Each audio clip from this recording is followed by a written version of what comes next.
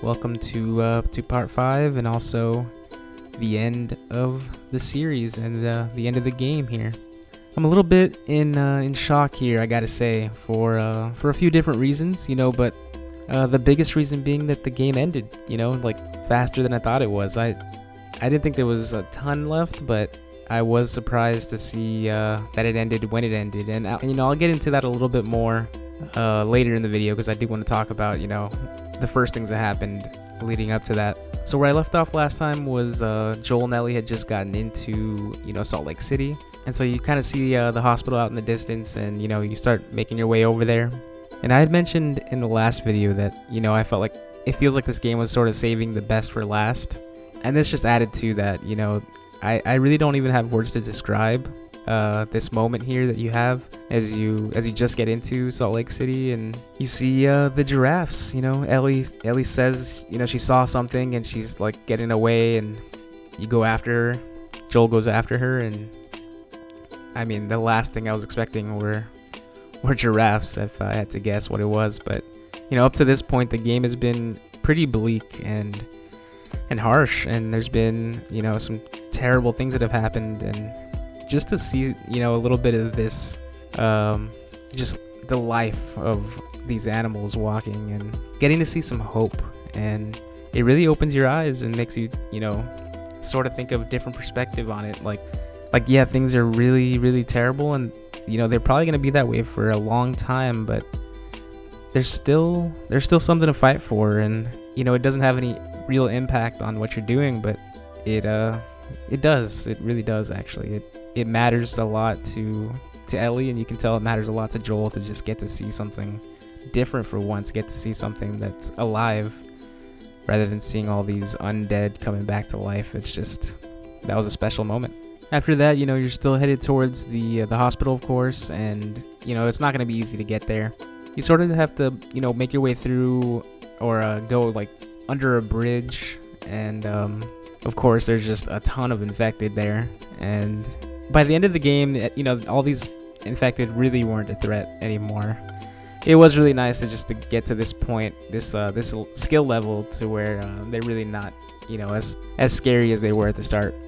And so they keep going on, and it's pretty straightforward, but then Joel is trying to get up onto the ledge, and he completely slips, and the truck that he was jumping off of gives way. It starts going down the stream, and it takes him with it. And Ellie, of course, goes after him because she's not gonna let Joel get left behind, and so they just get trapped underneath it or in it, and Ellie gets caught in the stream outside of the truck, and so they're going through this, and while Joel's trying to bring Ellie back, he's actually taken in by some military personnel who end up actually being the Fireflies, and Marlene is back, and she's telling Joel here that Ellie's fine, and she's gonna have to get surgery because they want to make the vaccine. They want to do surgery on her to get the cure. As like you can imagine, that's what the whole point was from the beginning. And so when Marlene is telling him this, Joel is basically he's realizing this is what they came all the way here to do, but do you choose to let the one person in your life that matters to you the most? And I think at this point she is the person that matters the most to him. Would you let them die to save everybody, save a civilization, but have to sacrifice the one person that you love? And so we see very, very quickly after that what Joel's decision is, and it's obvious that he wants Ellie's life over the vaccine. If it means sparing her life to save everybody else, he's not going to be willing to do that. And so maybe you see the decision of him doing this as the wrong one. Maybe Ellie should be sacrificing her life for this for the vaccine. And while all this is presumably going through Joel's head as he's deciding what he's going to do, you do have to go through the hospital here. You're taking out a ton of the military, or I guess it's more so the Fireflies, but they have straight up just military personnel, gear that they have on, and assault rifles. This is the real deal. This is the last bit of the game here, and essentially the the final boss fight, if you will. But instead of one boss, one person to take out, it's just a ton of them. And I definitely didn't realize, while I was doing this, that this would be the last bit of combat in the game. So I was desperately trying to find supplies, and because I thought this is not good. If I die here and I spawn here as like a checkpoint, that's gonna be a disaster. But luckily I was able to get through it.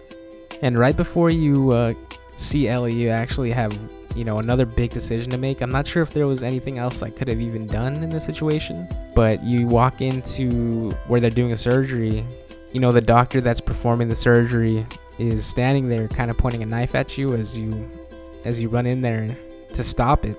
And I had to gun him down. Joel had to just gun him down. I think that was really the only option. Again, it's debatable that is he doing the right thing if it means killing and taking out human lives. You have the option here to potentially save a lot of people. I don't even know the number of people that would need this vaccine, and potentially save humanity and to reverse everything that happened. But instead to then go on like a killing spree to just save the person you love, it's this weird conundrum where it's like the right thing to do as as a person. You have all the right intentions and you're just trying to save somebody from any harm happening to them, but at the same time putting the entire human race in danger. Can't even really wrap my head around the impact of all that. And the last big decision that Joel has to make here as he's running out with Ellie in his arms, he gets out of the elevator and there's Marlene. She's got the pistol aimed at him, and she's playing her case, and Joel was gonna do whatever it took to get her out of there, to make sure she was safe. And so he made a big decision. Again, was it the right one? I don't know, but he chooses to shoot her, and if that wasn't bad enough, walks up and shoots her in the head just to make sure she's gone for sure and he can get out safe. It's I can't, and I have no idea what to say about it.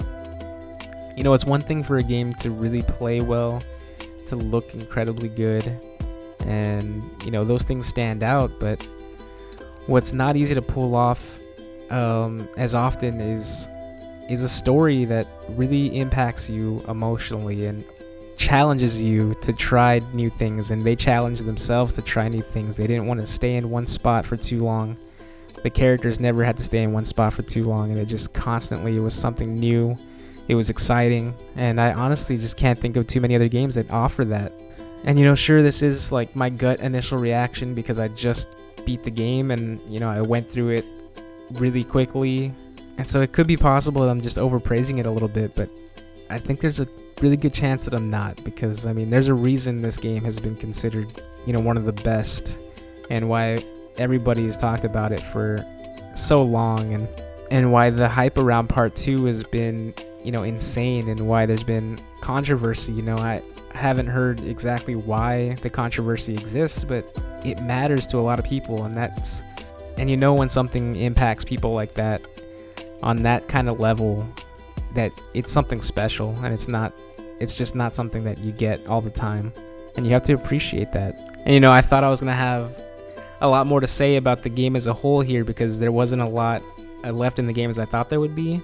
I wanted to jump into a lot of things, like how great the voice acting was and how great the music was at times, when it really picked up and made you focus. You're like, if the music was picking up, you knew it was about to get intense, and the theme of it is just perfect. Like, the voice acting was perfect. There's so many things in this game that are amazing beyond all the obvious parts of it. The combat was fluid, the gameplay was fluid, and it all felt good. It all looked incredibly well. The remaster was done so well. There's so many things to give them praise for. What else can you say?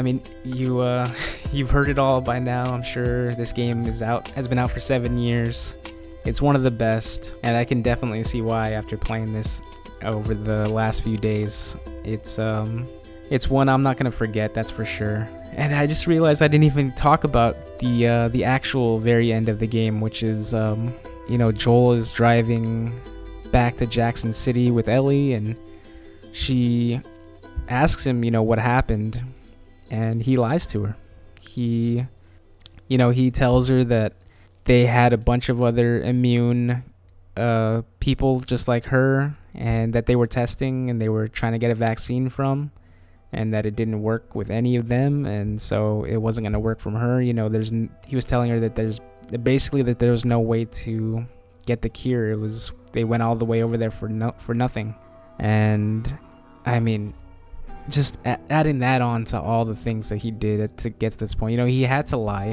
He came this far. They went that far on their journey to get Ellie there, but for Joel, as his individual journey across this land, it was more so the journey within himself, that he came all this way from someone that had nothing, who had all the negative feelings in the world about losing Sarah, to now someone that killed so many people to save this girl, to save someone that has become everything to him. I don't know what else you can say. And yeah, so I just hope you're doing well out there and staying safe, and hope to see you next time. See you.